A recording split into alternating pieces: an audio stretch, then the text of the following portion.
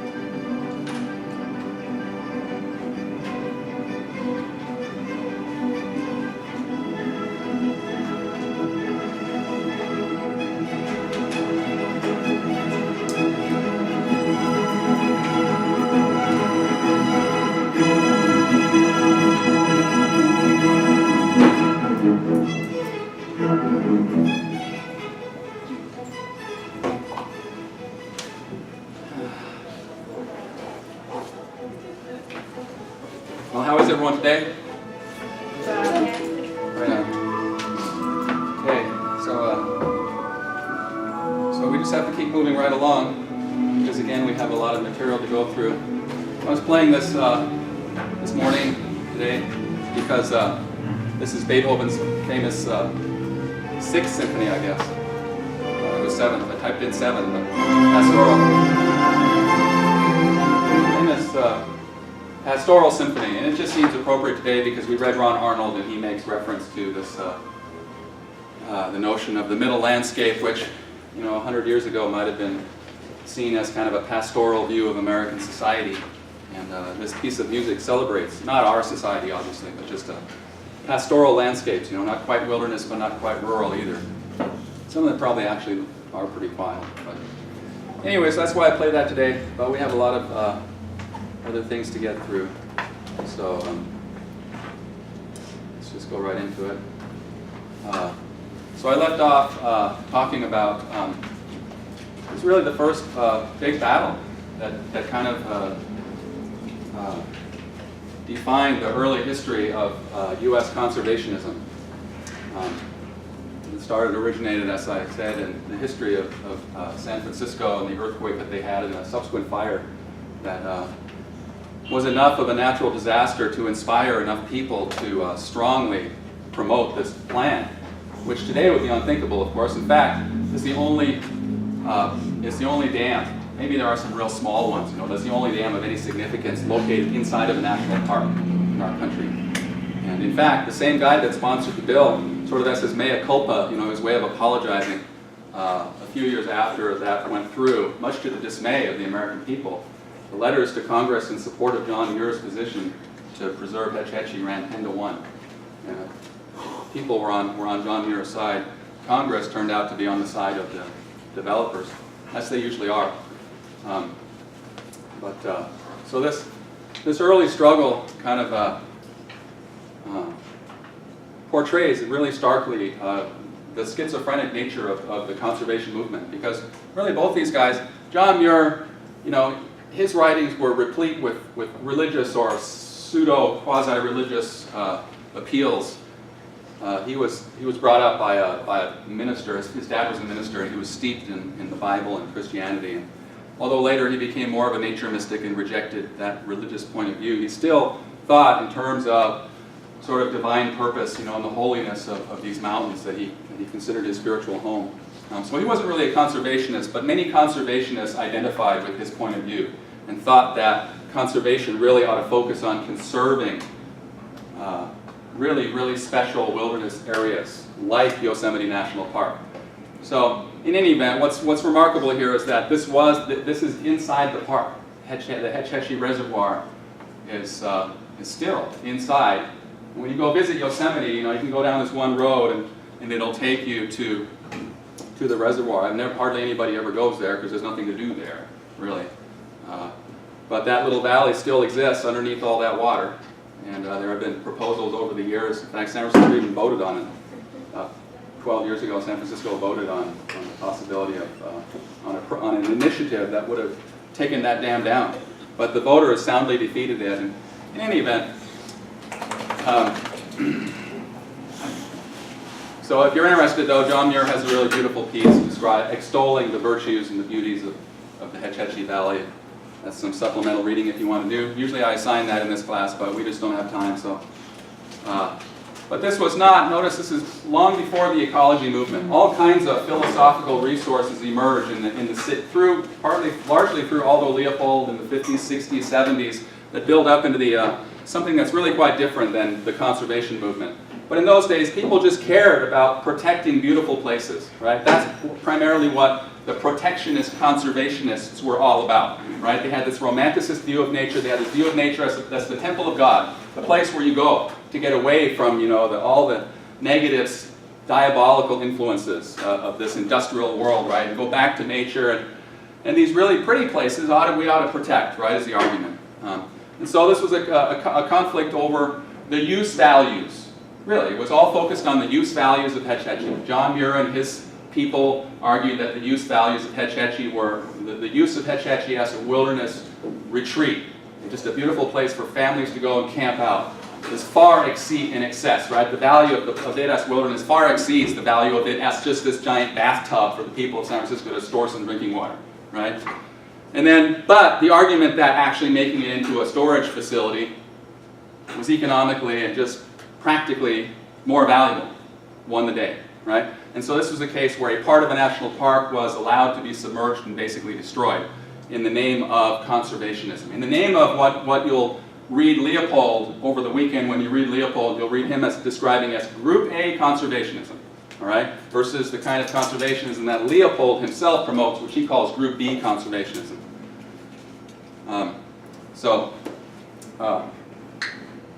Anyway, there might be a question on the midterm exam, on the take-home and midterm exam about Hetch Hetchy, so just kind of be aware of the different arguments. All right, so I mentioned John Muir does use, I didn't ask you to read John Muir, but today I asked you to read a guy named Ron Arnold, who, although his point of view on natural resources is diametrically opposed to the point of view of John Muir, both Muir and Arnold tend to rely on what we philosophers identify as natural design arguments or natural law arguments, which are really just pre-Enlightenment arguments. And we're going to learn about this form of argument today. But bear in mind that this is just a form of argument, and it's been mustered to defend wilderness preservation countless times. In fact, most recent, and it's been relied on. Natural design arguments have been relied on most recently in the field of anthropogenic, in the debate over anthropogenic climate destabilization, what other people call global warming, but which I have a firm rule to call it what it is, which is anthropogenic climate destabilization, or just climate disintegration, or just global ecosystem disintegration. What was I saying? The Pope is what I was going to mention. This guy, Bergoglio, Jorge Mario Bergoglio, Pope Francis, wrote an encyclical and published it and urged all of us to read it, even if we're not religious like me. I'm not religious at all, but I do take note of important cultural events around environmental ethics, natural resource ethics, enlightenment, earth ethics. And so I took note of that, and I read it shortly after it came out. And throughout, we find Pope Francis relying on natural design arguments to defend very, very strongly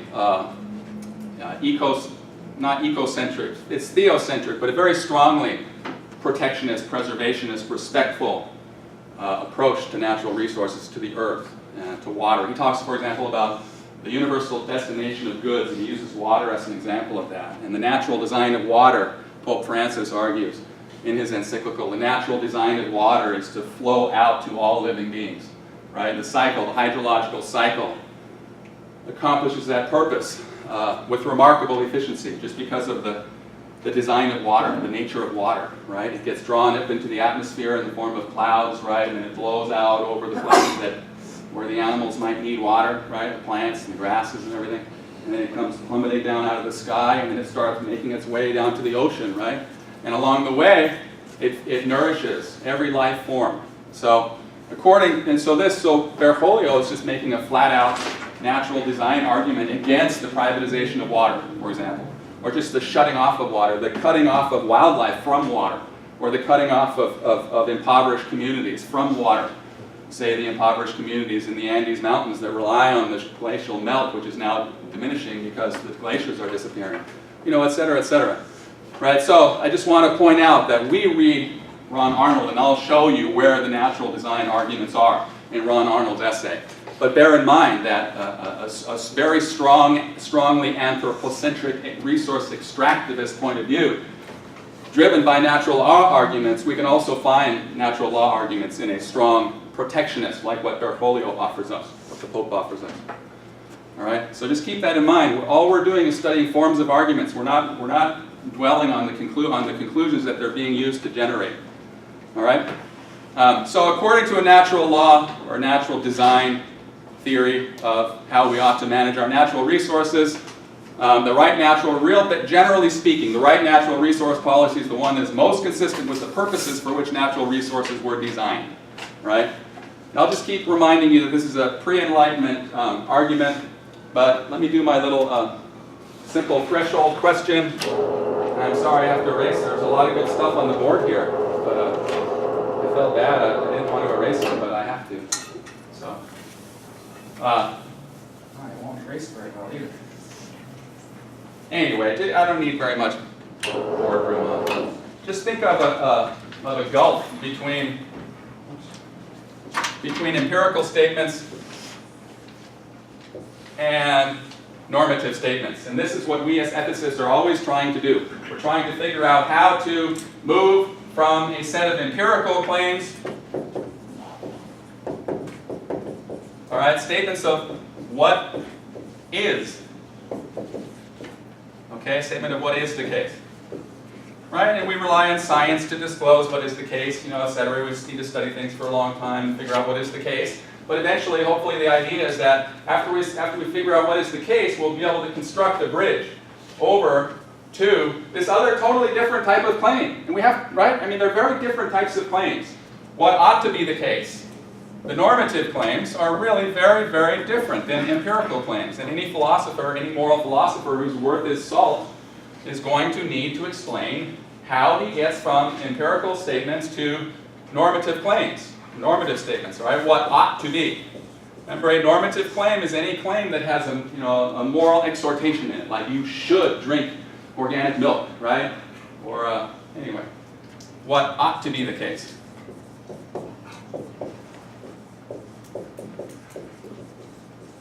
Okay? And so, just real briefly now, this is a pre-Enlightenment argument, but look what these guys do. Look what these natural law theorists do.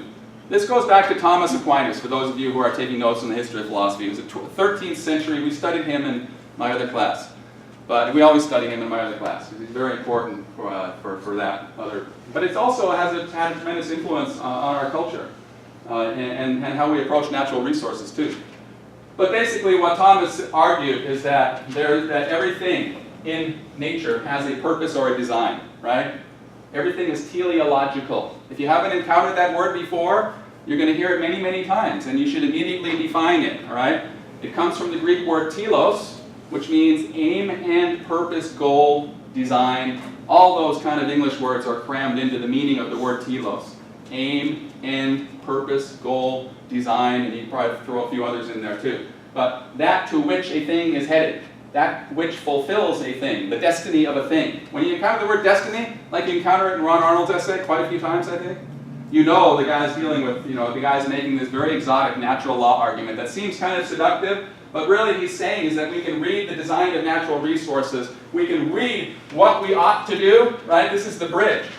And the trick that they do, the trick that these natural law theorists perform, is that they read a design into what is the case, right? And that's an old, kind of a very old kind of religious, not necessarily religious, but mostly religious point of view, right? Because if you talk about what a thing is designed for, you seem to be implying that there's a designer, that there's a God, right? That there's this overarching theological structure to things, right? To everything in the world. So, in any event, so what does Ron Arnold say? He says part of what is the case, what simply is the case, is that humans are number one, right? And humans, that humans are the flower of creation. Humans are the telos of creation, all right? Creation, all of the natural world is teleological, and it culminates in the generation of humans and human culture, which is far superior to anything that the non-human natural world produced. All right? So we're going to return to this reliance on teleological language and reliance on the idea that things in nature are teleological. Darwin, for many people, put this argument to rest. And many people just accept now, especially if you go to the science buildings, they'll scoff at the idea that there's anything teleological about nature or about evolution. All right? But there are still some people in philosophy departments, now I understand a few too, biologists, who seem to accept that there are teleological features in evolution. So anyway, it's still an open-ended question, all right? But by and large, just assuming that everything in nature is teleological is a very old way of thinking that was overturned by Enlightenment thinkers that came along a few hundred years after Thomas Aquinas. All right? So as I say at the bottom, let me get back to my screen here. Sometimes I just start blabbing on thinking that I've handled all my administrative duties. So you've got to catch me if I seem to be indicating and there's nothing out there. All right? You see that little, every one of these normative theories, we study procedural ethics, okay? And every one of the normative theories, normative traditions that we examine has its own particular style of bridging this gap between is and ought. But this is the threshold question of Enlightenment ethics. How do we establish normative claims on the basis of empirical observations? All right? And it's a very challenging, because in the old days we just say, hey man, the universe is teleological, and I just pull out my holy book and figure out what the design is, and boom, we're up to the races and we know what we ought to do, right?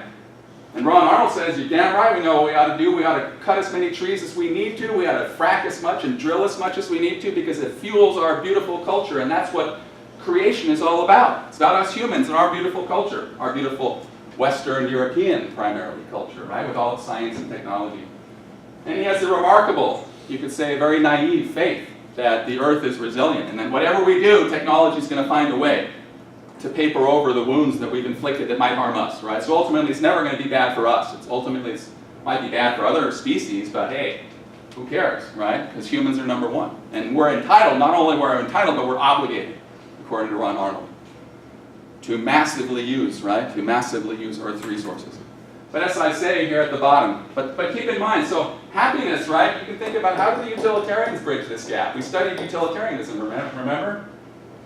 And they assume quite plausibly, much more plausibly than these people who assume all these design elements in nature, right? They assume quite plausibly that humans are all oriented toward happiness, right? And so then they just go, boom, let's add up the happiness. Well, ought we to do this? Okay. Well, we ought to do it if the happinesses add up, that are greater than the unhappinesses, right? So that's their little bridge. So keep your eye on that throughout the term. And by the end of the term, you ought to be able to just very quickly explain to anybody who's interested, how do they establish their normative claims, right? Without appealing to God. Because they can't do that, right? Only the natural design guys feel, okay, we can appeal to God. And by the way, these natural law theorists don't really inhabit the philosophy departments of secular universities anymore at all. Maybe 150 years ago there were some. But when Darwin came along, when the Enlightenment thinkers came along, they basically fled secular universities and took refuge in the religious institutions, which is where, you know, they still have a lot of influence, but they don't really have influence in academia. So natural law theory fell out of favor among Western secular philosophers in the middle of the 19th century, due largely to the influence of Darwin, right? Darwin pulled the teleological rug out from underneath the natural law theorists, is one way of looking at it, right? And once you pull that teleological rug out, then you just kind of, people just stare at you blankly when you start talking about the design of nature and how you ought not do this because it's against the design of nature, right? And what are you dying on, you know? Anyway, so today natural law theory remains influential among a lot of Western religious ethicists, especially those working in the Roman Catholic tradition, but it carries very little influence among us secular ethicists. But we still have to pay attention to it when we encounter those kind of arguments from a guy like Ron Arnold. Because Ron Arnold, however bankrupt he might be philosophically, and by the way, he's probably, well, his work is not peer-reviewed, right? This guy is a crass propagandist, basically, is what he is.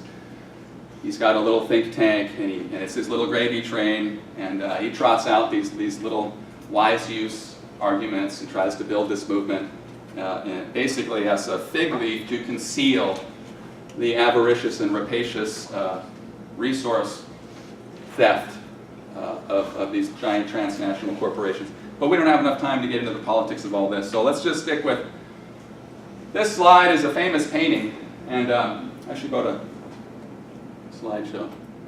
But this kind of, you know, illustrates this metaphysical, really, religious belief in the destiny of America, right?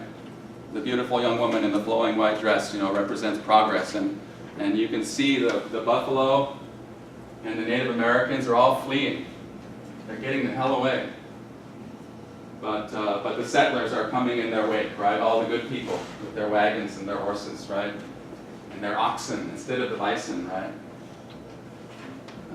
And this is the destiny, right? This is manifest destiny. That's what this painting depicts, the manifest destiny of the Western European, you know, the Occident. The spirit of the West, you know, fulfilling itself, right? Fulfilling itself. It's manifest destiny. Very teleological notion, right? Manifest destiny. This is how it was meant to be, right? Well, you know, maybe not. So who is this Ron Arnold guy? All right, you know, he's the only guy that I do this to, partly because his work is not peer-reviewed. You know, Ron Arnold is never going to show up at an environmental ethics conference or an environmental law conference. He's never going to show up at any kind of conference at a university. He's never going to have his work peer-reviewed. He just wants to go up on these propaganda channels like Fox News and spout off his little talking points, and he's not interested in having his work reviewed by any peers or criticized. He just wants to, you know, have enough of an argument to convince those people who aren't really paying attention. Anyway, but he is kind of taken apart. The wise use movement is analyzed quite cogently in this essay by these two University of Idaho professors. So if you're interested, go see. You can find that essay on the internet. I put the link is right there. So anyway, and there are also a couple of websites that keep track of these characters that appear on Fox News, these propagandists.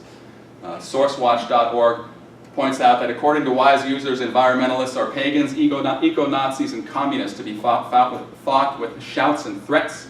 The wise use movement is characterized by strong rhetoric and threats of physical violence.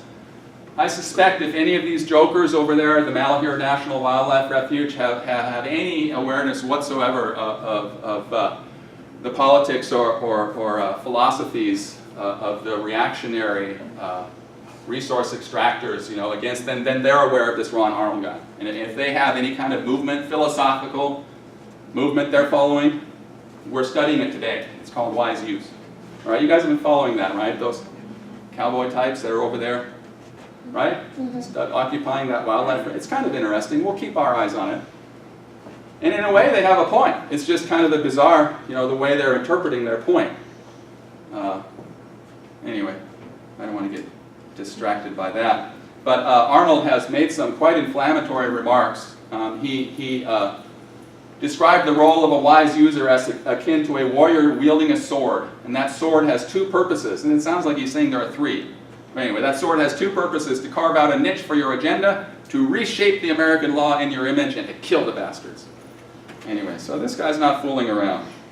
There he is. So right now he's the Executive Vice President of the Center for the Defense of Free Enterprise. And this is a private property rights nonprofit champion. And he co-founded this with this other guy named Alan Gottlieb. Gottlieb has a very checkered past, as I point out there. It's just very shady stuff going on with this, with his Center for the Defense of Free Enterprise. He writes a weekly column in the Washington Examiner, which is probably the most right-wing major newspaper in our country. And some of the titles of his essays are, and they kind of give you an idea of what the guy's about. Anyway, all right, so philosophically, I would characterize this as a pseudo-philosophical justification for resource extractivism, and that's it. That's really all they care about.